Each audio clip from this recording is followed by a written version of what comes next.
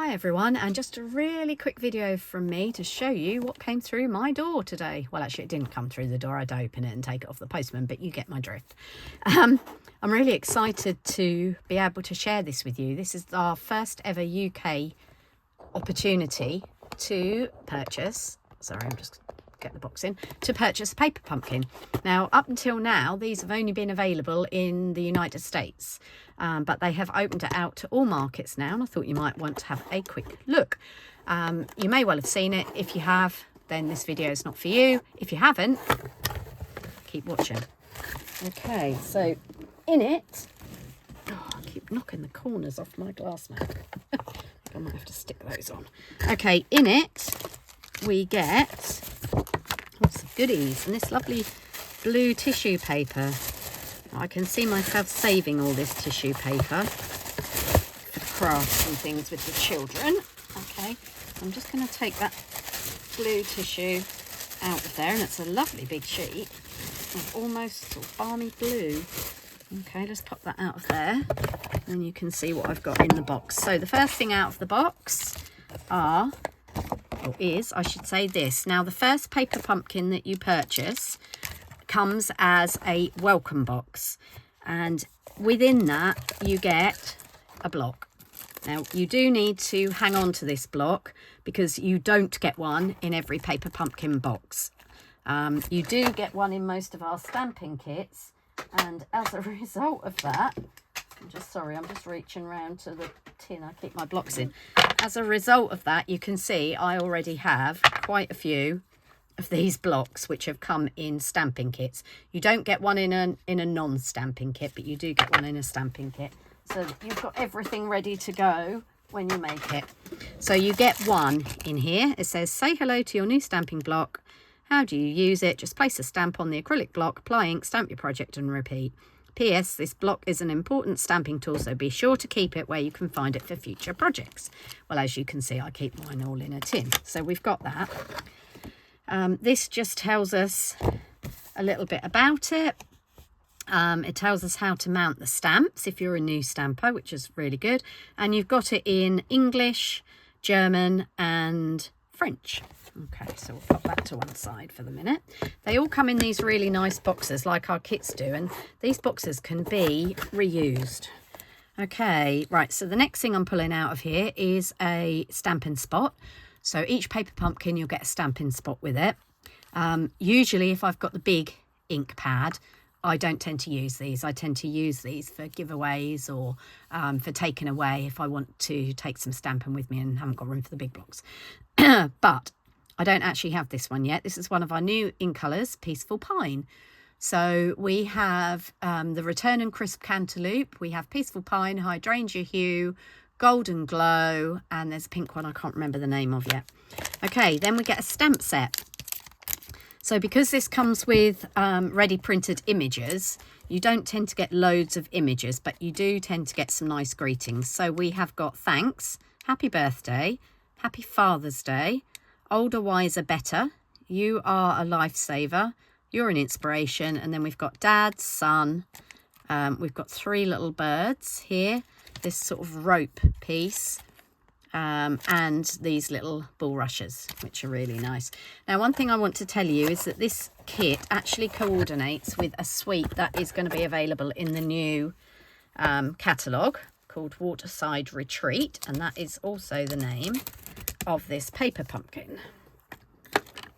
Now, one thing I want to let you know is that paper pumpkin, I'm just going to move this box out of the way and the stamp set and stuff. Paper pumpkin has a cut-off date for ordering, so I don't think this one is available now, but if you're interested in receiving them, there are several ways you can do it. You can buy a 3-month, 6-month or a year subscription, which means that you pay up front for them all and you'll receive one every month. Or you can do what I've done and have it on a pay-as-you-go subscription, which means that you're billed monthly for it. And I think there is the opportunity to cancel it if you don't think you're going to want it. So we've also got some tear and tape. in there. Again, I tend to use my big roll and keep the small ones for when I'm away, but you never know when they're going to be handy. We've got these lovely little stones. Now, I do remember us having some pebbles like that before. And I like them so much, I bought 2 packs and then didn't use half of them. So I'm just digging in my, where I keep all my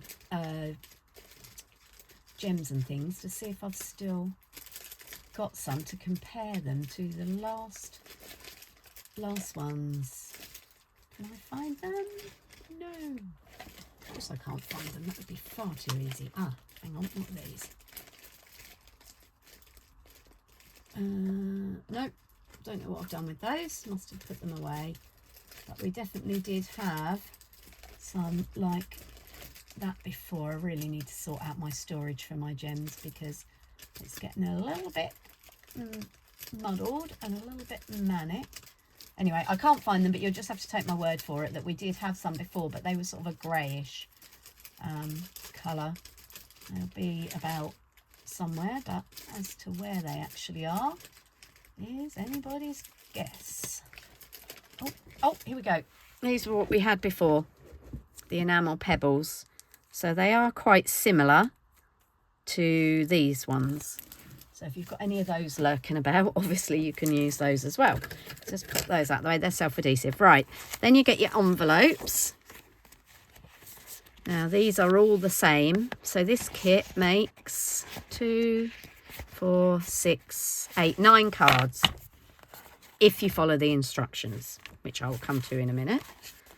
Then you get your card bases. So we have got 3 of these with sort of a pier or a dock, whatever you like to call it.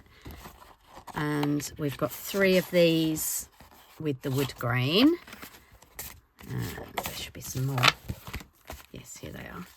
3 of these with the blue and white stripes. So some really nice card bases there.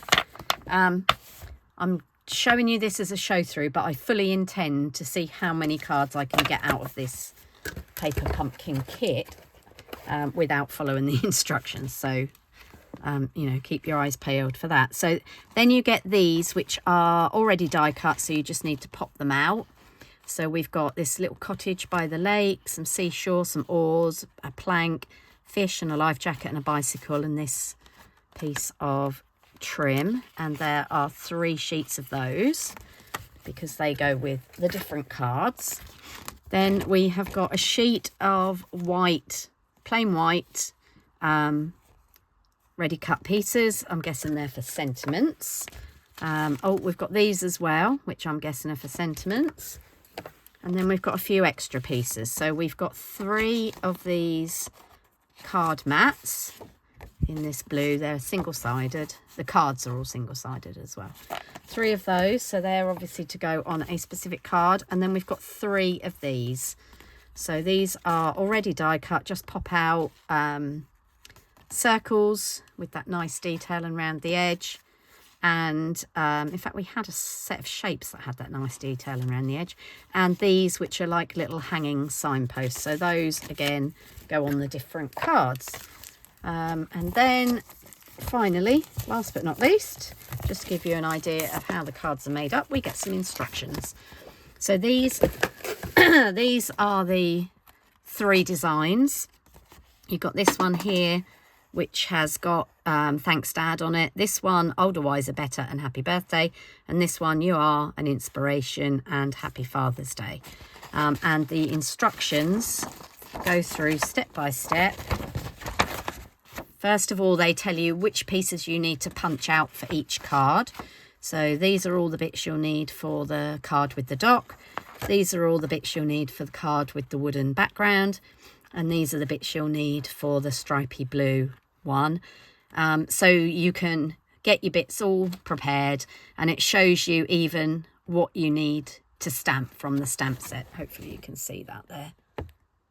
Yeah, so each card tells you the stamps you're going to need, and then it tells you the ink colour and all the pieces, and it even tells you this is the symbol for the tear and tape, and this is the symbol for the dimensionals. And then obviously this is the symbol for the little little adhesive rocks. So you've got everything there you need to know. And then if you open it up inside, it goes through step by step. So it even tells you how to mount your stamps on your block, and where to stamp them, which little sentiment pop-outs you need, and then it even shows you, hopefully you can see that, where to put all your dimensionals on the back of all your bits and pieces. So that, for instance, this one has got tear and tape one end and dimensionals the other. So that means that this end is going to be on something that's already popped up, whereas this end isn't. Same with the fish, it tells you just to put the dimensionals on one end, which usually means it's going to be over something that's already popped up. Okay, so that's card 1. That's card 2. Again, shows you where to put, which stamps you need to put on your block, and where to put the dimensionals. And hopefully you can, if I fold that over, you can see this one. This is card 3, and again it tells you where to put your dimensionals, and your tear and tape, which stamps you're going to need, and where to stamp them. So a really concise set of instructions, and you could just sit and put them together how they say. And this piece goes with your stamp set.